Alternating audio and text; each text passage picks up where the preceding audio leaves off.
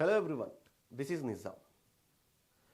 శవం కనబడితే చాలు రాష్ట్రంలో ఒక వ్యక్తికి పూనకాలు మొదలవుతాయి. అతనే మాజీ సీఎం వైఎస్ జగన్మోహన్ రెడ్డి. అయితే శవ రాజకీయాలు చేయడంలో జగన్మోహన్ రెడ్డికి మించి ఎవరు ఆ పర్ఫార్మెన్స్ చేయలేరు. ఆయనే సాటి, ఆయనకు రాలేరు ఎవరు పోటీ. మరొక విషయం చూస్తే, నిన్న వినుకొండలో ఏదైతే రషీద్ హత్య కాబడ్డాడో, జగన్మోహన్ రెడ్డికి మైనారిటీల మీద సవితి ప్రేమ చూపించడం ఇప్పటి నుంచి కాదు, ఎప్పటి నుంచో వస్తున్న ఆనవాయితీ. మైనారిటీల మీద ఎక్కడ లేని ప్రేమ చూపిస్తూ, ప్రేమ ఒలకబోస్తూ మైనారిటీలకు చేయాల్సిన కార్యక్రమాలు ఏవి కూడా, మైనారిటీలకు చేయాల్సిన సంక్షేమ పథకాలు కానీ, మైనారిటీలకు అందాల్సిన పథకాలు ఏవి కూడా ఇవ్వని వ్యక్తి జగన్మోహన్ రెడ్డి. మరి అటువంటి వ్యక్తి నిన్న వినుకొండకు హుటాహుటిన పరిగెత్తుకుంటూ వచ్చి జగన్మోహన్ రెడ్డి ఆయనకు బుల్లెట్ ప్రూఫ్ కారు ఇస్తే, ఆ బుల్లెట్ ప్రూఫ్ కారును వద్దు ఆయన దిగేసి వేరే కారులో ఎక్కారు. ఎందుకంటే అది మొరాయించిందంట. మరి మొరాయించిన కారు జగన్మోహన్ రెడ్డి కాన్వాయ్ను ఫాలో చేసుకుంటూ వినుకొండ దాకా ఎలా వెళ్ళింది, మళ్ళీ అక్కడి నుంచి ఫాలో చేసుకుంటూ తాడేపల్లి ప్యాలెస్ దాకా ఎలా వచ్చిందో జగన్మోహన్ రెడ్డికే తెలియాలి. మరి అదే కారును 5 సంవత్సరాల పాటు చంద్రబాబు నాయుడు గారు కూడా వాడారు కదా. చంద్రబాబు నాయుడు గారు కూడా సేమ్ కారును వాడారు కదా, బుల్లెట్ ప్రూఫ్ కారును. మరి ఆయన ఎప్పుడు కూడా ఇలాంటి ఆంక్షలు పెట్టలేదు కదా ప్రభుత్వానికి. ఆయన ఎప్పుడు ఇలాంటి కళ్ళబొల్లి మాటలు ఎప్పుడు చెప్పలేదు కదా. సరే, ఇప్పుడు అసలు విషయం ఏంటంటే, వినుకొండ రాష్ట్రమంతా జగన్మోహన్ రెడ్డి ఏదో వెళ్ళి పరామర్శించేశారు. జగన్మోహన్ రెడ్డికి ఎక్కడ లేని ప్రేమ కురిపించేస్తున్నారు ఆ వినుకొండలో జరిగిన హత్య మీద. ఎందుకంటే అటెన్షన్ని ఆయన డ్రాగ్ చేయడానికి, అటెన్షన్ క్రియేట్ చేసుకునేందుకు ఆయన మీద ఆయన ఎక్కడ లేని ప్రేమ కురిపిస్తూ నేరుగా అక్కడికి వెళ్ళి ఆయన ప్రెస్ మీట్ పెట్టి ఫోటోలు చూపిస్తూ అన్నీ చూపించేస్తున్నారు. సాక్ష్యాధారాలు పెట్టేశారు కళ్ళ ముందు. ఇంకా శిక్ష పడ్డమే లేటు. ఎందుకంటే జగన్మోహన్ రెడ్డి పరిస్థితి ఏ విధంగా ఉందంటే, జగన్మోహన్ రెడ్డి ముఖ్యమంత్రిగా ఉన్నప్పుడు అబ్దుల్ సలాం కుటుంబం ఏదైతే ఉందో నంద్యాలలో, అబ్దుల్ సలాం కుటుంబం అప్పటి ఎమ్మెల్యే, అప్పటి వైఎస్ఆర్సీపీ నాయకుల వేధింపులకు గురయ్యి అతను ఆత్మహత్య, కుటుంబంతో సహా ఆత్మహత్య చేసుకుంటే, కనీసం జగన్మోహన్ రెడ్డి అనే వ్యక్తి అప్పుడు వాళ్ళ ఇంటికి కూడా వెళ్ళి పరామర్శించలేని వ్యక్తి. వాళ్ళ ఇంటికి కూడా వెళ్ళి పరామర్శించలేదు అతను. వాళ్ళ బంధువుల్ని వేరే దగ్గరకు ఆయన కర్నూలులో వచ్చి కూర్చొని అక్కడికి పిలిపించుకొని పరామర్శించాడు. కనీసం ఇంటి దాకా కూడా వెళ్ళలా జగన్మోహన్ రెడ్డి. పరామర్శించిన దాఖలాలు లేవు. ఇబ్రాహీంను నడి రోడ్డు మీద కత్తులతో దాడి చేసి చంపేస్తే, నరికి చంపితే జగన్మోహన్ రెడ్డికి పట్టల. మిస్బా 16 ఏళ్ల పాప, 10th క్లాస్ చదివే పాప వైఎస్ఆర్సీపీ నాయకుల అహంకారానికి బలైతే అప్పుడు జగన్మోహన్ రెడ్డికి ఇటువంటి ఏవైతే ఇప్పుడు యాక్టింగ్లు చేస్తున్నాడో శుద్ధపూసలాగా, ఈ యాక్టింగ్లో అప్పుడు గుర్తురాలా, అప్పుడు చేయలా. ఎందుకంటే ఆయన ముఖ్యమంత్రి, చేసేది ఆయన వైఎస్ఆర్సీపీ అనుచరగణమే కాబట్టి, వైఎస్ఆర్సీపీ నాయకులే కాబట్టి అప్పుడు నోరు మెదపకుండా గమ్ముగా కూర్చో ఉన్నాడు జగన్మోహన్ రెడ్డి. రాష్ట్రంలో విద్వేషాలను రెచ్చగొట్టడంలో జగన్మోహన్ రెడ్డికి మరెవరూ సాటి రాలేరు. అటువంటి 5 ఏళ్ల రాక్షస పాలన, అరాచక పాలన ఎప్పుడెప్పుడు అవుతుందా అని చెప్పి విఘ్నులైన ప్రజలు కూడా వేచి చూసి ఓటు రూపంలో తమ ఆయుధాన్ని ప్రదర్శించారు. సరే, ఇప్పుడు నేను ఇదంతా ఎందుకు చెప్తున్నానంటే, జగన్మోహన్ రెడ్డి వెళ్ళాడు నిన్న వినుకొండకు. వెళ్ళి ఆయన ఏం చేశాడంటే, ఏదో 4 ఫోటోలు చూపించాడు. టీడీపీఏ హత్య చేయించింది అన్నట్టు చెప్పేందుకు శతవిధాలా ప్రయత్నించాడు. అయితే నేను దాని గురించి మీకు కొంత బ్రీఫ్గా చెప్పాలనుకుంటున్నాను ఈరోజు. వినుకొండకు జగన్మోహన్ రెడ్డి హుటాహుటిన వెళ్ళి ఫోటోలు చూపించి తెలుగుదేశం పార్టీయే ఈ హత్య చేయించింది అన్నట్టు ప్రమోట్ చేసేందుకు చాలా శతవిధాలా ప్రయత్నించాడు ఆయన. జగన్మోహన్ రెడ్డి ఎన్ని విధాలా ప్రయత్నించాడంటే అన్ని విధాలా ప్రయత్నించాడు.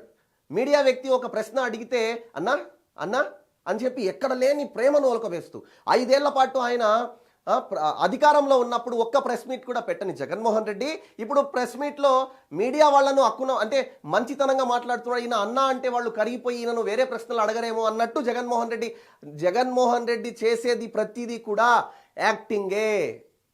జగన్మోహన్ రెడ్డి చేసే ప్రతిదీ కూడా నటనే. సరే, ఇది జగన్మోహన్ రెడ్డి వ్యక్తిగతం. అతను నటన చేసి 5 ఏళ్ల పాటు అధికారంలో ఉన్నాడు, ప్రజలు అర్థం చేసుకున్నారు, అతన్ని తిరస్కరించారు. ఇక్కడ వినుకొండ విషయం మనం మాట్లాడుకుందాం. వినుకొండలో హత్యకు కాబడ్డ వ్యక్తి ఎవరైతే రషీద్ ఉన్నాడో, అదేవిధంగా హత్య చేశాడు అని ఆరోపించబడుతున్న వ్యక్తి ఎవరైతే జిలానీ ఉన్నాడో, వీళ్ళిద్దరు ఎవరు, అసలు వీళ్లకు ఈ వైరం ఎప్పటి నుంచి మొదలైంది, వీళ్ళు అసలు ఈ హత్య వరకు రావాల్సిన కారణం ఏంటి, ఇవన్నీ ఒకసారి మనం చూద్దాం. ముఖ్యంగా మనం సరిగ్గా ఈ రోజు నుంచి 1 సంవత్సరం వెనక్కు వెళ్తే, తొలి ఏకాదశి నాడు, గత తొలి ఏకాదశి నాడు ఈ రషీద్ మరియు జీలానీ వీళ్ళిద్దరికీ పద్మప్రియ లాడ్జ్లో ఒక గొడవ జరిగింది. ఏదైతే వినుకొండలో పద్మప్రియ లాడ్జ్ ఉందో ఆ లాడ్జ్లో వీళ్ళిద్దరికీ ఒక గొడవ జరిగితే ఇద్దరు కూడా ఒకరిని ఒకరు బీర్ బాటిళ్లతో కొట్టుకోవడం, అదేవిధంగా వీళ్ళిద్దరూ ఒకరిపై ఒకరి దాడి చేసుకోవడం జరిగింది. ఆ సమయంలో ఎవరైతే పిఎస్ ఖాన్ ఉన్నారో ఆ ఖాన్ ఎవడైతే ఉన్నారో ఆ ఖాన్ ఏం చేశాడంటే రషీద్కు సపోర్ట్ చేశాడు. యాక్చువల్గా వీళ్ళందరూ వైఎస్ఆర్సీపీకి చెందిన కార్యకర్తలే, బొల్లా బ్రహ్మనాయుడు అనుచరులే, అప్పటి వైఎస్ఆర్సీపీ ఎమ్మెల్యే బొల్లా బ్రహ్మనాయుడు అనుచరులు. వీళ్ళు పిఎస్ ఖాన్ అనే వ్యక్తి ఏం చేశాడంటే ఒక సైడ్ అంటే రషీద్ వైపు ఎప్పుడైతే మద్దతు తెలిపాడో వీళ్ళందరూ ఏం చేశారంటే రషీద్ మరియు పిఎస్ ఖాన్ వీళ్ళు నేరుగా ఆ పద్మప్రియ లాడ్జ్లో గొడవ జరిగిన తర్వాత వీళ్ళందరూ నేరుగా వెళ్ళి ఎవరైతే జీలానీ ఆరోపించబడుతున్నాడో హత్య చేసిన వాళ్ళని ఆరోపించబడుతున్నాడో హంతకుడు అని చెప్పి అతని ఇంటికి వెళ్ళి అతన్ని కొట్టేందుకు ప్రయత్నించగా అతను ఇంట్లో లేకపోవడంతో వాళ్ళ ఇంట్లో వాళ్ళు ఎవరైతే ఉన్నారో వాళ్ళ అన్న తల్లి వీళ్ళందరినీ కూడా విచక్షణారహితంగా కొట్టి వాళ్ళు అతని తల పగలగొట్టి అదేవిధంగా అక్కడ బుల్లెట్ బైక్ ఉంటే దాన్ని కాల్ చేసి వీళ్ళు అక్కడి నుంచి వెళ్ళిపోవడం జరిగింది. ఆ సమయంలో జీలానీ అక్కడ లేడు. మరి దీన్నన్నిటినీ ప్రోత్సహించింది ఎవరు? ఎమ్మెల్యే బొల్లా బ్రహ్మనాయుడు కాదా? అదే సమయంలో బొల్లా బ్రహ్మనాయుడు పిలిచి ఇద్దరిని సమన్వయపరిచి ఉంటే ఈనాడు ఈ రషీద్ హత్య జరిగి ఉండేదా? అయితే ఇది నేను ఇప్పుడు ఎందుకు చెప్పదలుచుకున్నానంటే ఇది వ్యక్తిగతం, ఇద్దరికి సంబంధించిన ఈ వ్యక్తిగత ఘర్షణల్లో వ్యక్తిగత కక్షల్లో ఒకరిని ఒకరు చంపుకోవడం జరిగింది. ఈ చంపుకోవడాన్ని పార్టీ రంగు పులమడం జగన్మోహన్ రెడ్డికే సాధ్యం. ఎందుకంటే బొల్లా బ్రహ్మనాయుడు చేసిన పాపం, పిఎస్ ఖాన్ యొక్క స్వార్థం రెండు కలిపి ఈనాడు రషీద్ ఖాన్ బలైపోవడానికి కారణం. రషీద్ ఎవరైతే బలయ్యాడో వీళ్ళిద్దరి స్వార్థం మరియు పాపానికి రషీద్ బలయ్యాడు. సరే, దీనికి సంబంధించి నువ్వు చెప్తున్నావు ఏంది ప్రూఫ్ అంటే ఇదే ప్రూఫ్. ఇక్కడ మనం ఒకసారి అంటే యాక్చువల్గా జగన్మోహన్ రెడ్డి చూపించిన ఫోటో ఇది. నిన్న జగన్మోహన్ రెడ్డి ఫోటో చూపించాడు కదా, ఏం చూపించాడయ్యా అంటే ఇక్కడ జీలానీ వీళ్ళతో ఉన్నారు, కేక్ తినిపిస్తున్నారు, అదేవిధంగా ఇక్కడ టీడీపీ వాళ్ళతో ఉన్నాడు అని చెప్పి జగన్మోహన్ రెడ్డి చెప్తున్నాడు. సరే, దీని గురించి మనం మాట్లాడదాం. నేను చెప్పినట్టు ఈ రషీద్ మరియు పిఎస్ ఖాన్ వర్గం వెళ్ళి జీలానీ ఇంటి మీద దాడి చేసినప్పుడు జీలానీ ఇంట్లో లేకపోతే వాళ్ళ అన్నను విచక్షణారహితంగా ఈ విధంగా కొట్టడం జరిగింది. ఈ విధంగా వాళ్ళ అన్నను కొట్టి ఆనాడు అతని ఇంట్లో ఉన్న బైక్ ఏదైతే ఉందో ఇదిగోండి, ఈ బైక్ ఆనాడు కాల్ చేయడం జరిగింది. చూసారా? ఇది ఎవరు చేశారయ్యా అంటే ఆనాడు రషీద్ మరియు పిఎస్ ఖాన్ వీళ్ళు వెళ్ళి ఈ బైక్ను కాల్ చేయడం కానీ ఇతన్ని విచక్షణారహితంగా కొట్టడం కానీ ఆనాడు చేశారు. మరి ఈనాడు పక్క శుద్ధపూసలాగా మాట్లాడే వైఎస్ జగన్మోహన్ రెడ్డికి ఈ విషయాలు మరి తెలుసో తెలీదు. ఎందుకంటే నేను ఎందుకు ఈ మాట చెప్తున్నా అంటే ఇదిగోండి, ఆనాడు గొడవ జరిగినప్పుడు ఇవి ఫొటోస్ కర్రలతో చూసారా ఏ విధంగా కొడుతున్నారు? గొడవ జరిగినప్పుడు ఈ విజువల్స్ అతని ఇంటి మీదకి వెళ్ళి దాడి చేసినప్పుడు ఈ కర్రలతో కొట్టడం కానీ ఇవన్నీ మీరు గమనిస్తే ఇక్కడ క్లియర్గా ఎవరి మీద దాడి చేస్తున్నారు, ఎవరి మధ్య గొడవలు అన్నది క్లియర్గా అర్థమవుతుంది. ఇది ఎగ్జాక్ట్గా 1 year ముందు తొలి ఏకాదశి నాడు ఇవన్నీ జరిగాయి. ఇవి జరిగినప్పుడు జీలానీ ఇంట్లో లేడు, రషీద్ మరియు పిఎస్ ఖాన్ వర్గీయులు మాత్రమే వెళ్ళి అతని మీద దాడి చేయడం జరిగింది. మరి ఇటువంటి సందర్భంలో ఇక్కడ క్లియర్గా అర్థమయ్యేది ఏంటంటే రషీద్ వెళ్ళి జీలానీ మీద దాడి చేశాడు. జీలానీ ఒకవేళ అతను నిజంగా హంతకుడు అయి ఉంటే హంతకుడుగా మారాల్సిన అవసరం వస్తే ఇక్కడ చెప్పినట్టుగా ఏదైతే జగన్మోహన్ రెడ్డి ఫోటో చూపిస్తున్నాడో ఆ ఫోటోలో ఉన్న వ్యక్తి టీడీపీకి సంబంధించిన వ్యక్తి అని చెప్పే ముందు అతని వ్యక్తిగతం, అతను వైఎస్ఆర్సీపీకి చెందిన వ్యక్తి అన్నది ఇక్కడ క్లియర్గా అర్థమవుతున్నమాట. ఇంకొక విషయం జగన్మోహన్ రెడ్డికి నేను క్లియర్గా చెప్పాలనుకుంటున్నాను. ఒకవేళ జగన్మోహన్ రెడ్డి నువ్వు చూసిందే నిజం అని నమ్మితే ఇక్కడ కనిపించే వ్యక్తి నీకు తెలిసే ఉంటుంది. ఇక్కడ అమాయకంలాగా కనిపించే జగన్మోహన్ రెడ్డికి ఇక్కడ పక్కనున్న వ్యక్తి ఇతను చాలా ఫేమస్, రాష్ట్రం అంతా చాలా ఫేమస్ అయ్యాడు. అంటే జగన్మోహన్ రెడ్డికి అభిమానిగా చెప్పుకునే ఈ వ్యక్తి జగన్మోహన్ రెడ్డి మీద ఆనాడు దాడి జరిగితే అది నువ్వే చేయించుకున్నావా? జగన్మోహన్ రెడ్డి నువ్వే చేయించుకున్నావా? కోడికత్తి సీను మీద దాడి, ఆ రోజు కోడికత్తి సీను నీ మీద దాడి చేశాడని చెప్పావు. మరి అతను చూస్తే నీతో ఫోటోలు దిగాడు. ఇంట్లో చూస్తే అతని ఇంట్లో ఫ్లెక్సీలు ఉన్నాయి, జగన్మోహన్ రెడ్డికి సంబంధించిన ఫ్లెక్సీలు. మరి ఆనాడు దాడి జరిగితే అతను నీ పార్టీకి చెందిన వ్యక్తి కాబట్టి నువ్వే అతన్ని ఆ కోడికత్తి లోపలికి పంపించి అతని చేత దాడి చేయించుకున్నావా? అందుకనే నువ్వు 5 సంవత్సరాలు అతనికి బెయిల్ రాకుండా చేసావా?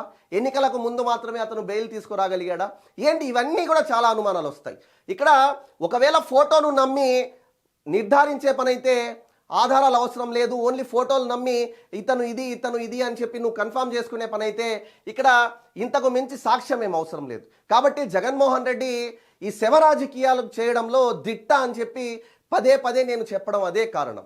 ఇంకొక విషయం, ఇక్కడ మరొక విషయం ఏంటంటే జగన్మోహన్ రెడ్డి తమరి ప్రభుత్వంలో 2019 నుంచి 24లో మైనారిటీల మీద ఎన్ని హత్యలు జరిగాయి, బీసీల మీద ఎన్ని హత్యలు జరిగాయి, ఎస్సీ ఎస్టీల మీద ఎన్ని హత్యలు జరిగాయి, ఇవన్నీ ఒక్కసారి లెక్క చూద్దామయ్యా జగన్మోహన్ రెడ్డి గారు. ఎందుకంటే ఆ లెక్క చూస్తే కానీ మనకు అర్థం కాని పరిస్థితి. ఇక్కడ ఒకసారి చూస్తే 2019 నుంచి 2024 మధ్య జగన్ పాలనలో హత్యలు కాబడ్డారు. బీసీలు 300 మంది, అంటే కేటగిరీల వివిధ కేటగిరీలు ఇవి ఎవరెవరు ఏ కేటగిరీకి చెందిన వాళ్ళని, బీసీ వర్గానికి చెందిన వాళ్ళు 300 మంది, ఎస్సీ ఎస్టీ సామాజిక వర్గానికి చెందిన వాళ్ళు 188 మంది హత్యలు కాబడ్డారు. వీళ్ళు మైనారిటీలు 11, మహిళలు 991, పార్టీ కార్యకర్తలు 79, ఎన్నికల కోడ్ సమయంలో హత్యలు 13, ఎన్నికల తర్వాత జరిగిన హత్యలు 6, మొత్తం 1588 మంది హత్య కాబడ్డారు జగన్మోహన్ రెడ్డి గారు. మీరు ఇది అర్థం చేసుకోవాలి. మీకు ఎందుకు అర్థం కావట్లేదు?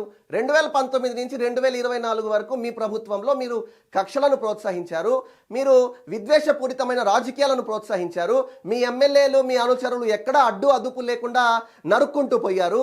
మరి ఇటువంటివి మీరు క్లియర్గా ఇంకా గమనిస్తే పులివర్తి నాని మీద దాడి ఎన్నికలు అయిపోయిన తర్వాత, అదేవిధంగా అప్పటి ఎంపీ అనిల్ కుమార్ యాదవ్ కానీ అప్పటి ఎంపీ అభ్యర్థి అనిల్ కుమార్ యాదవ్ కానీ, అదేవిధంగా కాసు మహేష్ రెడ్డి అప్పటి ఎమ్మెల్యే, వీళ్ళు నేరుగా అక్కడికి వెళ్ళి ఎక్కడికి ఆ ఊరు ఏదైతే ఉందో దాచేపల్లి అనుకుంటారు, ఆ దాచేపల్లికి వెళ్ళి వీళ్ళు చేసిన మారణ హోమం 1-2 ఎంతమందిని వీళ్ళు దాడి చేశారు అక్కడికి వెళ్ళి ఎన్నికల సమయం, ఎన్నికలు అయిపోయిన తర్వాత పక్క రోజు.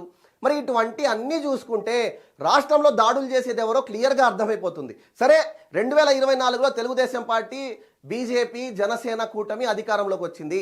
వీళ్ళు ఎక్కడ దాడి చేసేస్తారో అని చెప్పి ముందే వీళ్ళే దాడి చేస్తున్నారు వైఎస్ఆర్సీపీ వాళ్ళు. వీళ్ళు దాడి చేస్తారో చేయరో పక్కన పెట్టండి, వీళ్ళే దాడి చేస్తున్నారు. అది ఎవరి మీద ఏం దాడి చేస్తారో ఒకసారి మనం చూద్దాం. ఇదిగోండి, ఇది పార్టీ అధికారంలోకి వచ్చిన తర్వాత, తెలుగుదేశం పార్టీ అధికారంలోకి వచ్చిన తర్వాత తెలుగుదేశం పార్టీ కార్యకర్తలనే చంపేశారు, తెలుగుదేశం పార్టీ నాయకులనే చంపేశారు. ఎవరు? వైఎస్ఆర్సీపీ వాళ్ళు. అది ఎక్కడెక్కడ?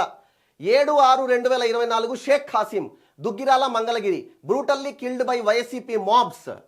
9/6/2024 అంటే జూన్ 9వ తేదీ 2024 Modipalli Gopinath Chowdary, Veldurthi, Pattikonda, Kurnool district, killed by hunting the sickles for actively participating in TDP activities.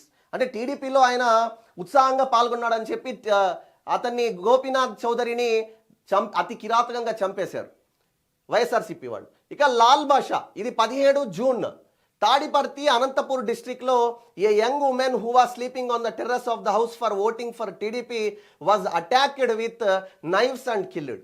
అదే తెలుగుదేశం పార్టీ ఓట్ వేశారని చెప్పి ఈ లాల్ బాషా అనే వ్యక్తి ఎవరైతే ఉన్నారో అతన్ని కిరాతకంగా చంపేశారు.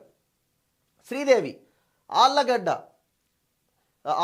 నంద్యాల డిస్టిక్ 25వ తేదీ June YCP mobs attacked the TDP activist Atla Bhaskar Reddy couple with iron rods in the eyes and killed Bhaskar Reddy's wife. ఇక్కడ శ్రీదేవి అనే ఆమెని కూడా చంపేశారు, టీడీపీకి చెందిన ఆమెని. 1/5/2024 మొహమ్మద్ గనీ, ఇది మే 1న Kamalapuram district, killed by unidentified persons, YCP. 10/7/2024 Addeppa, Rayadurg, Anantapur district, ఇది రీసెంట్గా జరిగింది, July 10. A priest was indiscriminately hacked and dumped on the outskirts of the village. ఇలా వైఎస్ఆర్సీపీ గురించి చెప్పుకుంటూ పోతే వీళ్ళు చేసిన అరాచకాలు అధికారం కోల్పోయిన తర్వాత కూడా ఎక్కడ కూడా వీళ్ళల్లో మార్పు అనేది కనబడలేదు. వీళ్ళు అసలు మార్పు చెందే పరిస్థితే లేదు. ఇక మనం ఇందాక చెప్పుకున్నట్టు ఈ షేక్ ఇబ్రాహీం చూడండి, ఇతన్ని చూసి మీరు పాత విషయాలు గుర్తు చేసుకోలేరా? ఇతన్ని చూస్తే మీకు మసీదు స్థలం కాపాడండి అని చెప్పి ఇతను ఆనాడు ధర్నా చేస్తుంటే అతన్ని బైక్ మీద వచ్చి వైఎస్ఆర్సీపీకి చెందిన కిరాయి గుండాలు ఎవరైతే ఉన్నారో బైక్ మీద వచ్చి అతి కిరాతకంగా చంపింది వాస్తవం కాదా? ఇక అబ్దుల్ సలాం కుటుంబం చూడండి, వీళ్ళు ఎంతో ఆవేదన చెంది మొత్తం కుటుంబం ఆత్మహత్య చేసుకుంది వాస్తవం కాదా? జగన్మోహన్ రెడ్డి వీళ్ళ గురించి ఏం న్యాయం చేశారు? ఆనాడు ఎందుకు ప్రెస్ మీట్ పెట్టలేదు? ఆనాడు ఎందుకు అడగలేదు? ఎవరి మీద యాక్షన్ తీసుకున్నారు? ఇటువంటివన్నీ చూస్తే కూడా జగన్మోహన్ రెడ్డి క్లియర్గా ఇక్కడ శవరాజకీయం చేయడంలో దిట్ట అన్నది ఇక్కడ అర్థమవుతుంది. అయితే ఒకవేళ రషీద్ను జీలానీయే చంపాడు అన్నది ఒకవేళ జరిగి ఉంటే అది వ్యక్తిగతం, వాళ్ళిద్దరి వ్యక్తిగతం. వాళ్ళు వ్యక్తిగతంగా కరెక్ట్గా సంవత్సరంను చూసి ఈ తొలి ఏకాదశిలో డైరెక్ట్గా అతని మీద అతను అటాక్ చేయడం, పోయిన తొలి ఏకాదశి మళ్ళీ ఈ తొలి ఏకాదశి నాడు అటాక్ చేసి అతన్ని చంపి ఉంటాడన్నది ఒకవేళ జరిగితే అది జరిగి ఉంటుందన్నది ఇక్కడ క్లియర్గా అర్థమవుతున్న విషయం. ఇక శవ రాజకీయాలు దయచేసి జగన్మోహన్ రెడ్డి మానుకోవాలని కోరుకుంటూ thank you for watching. This is Nizam.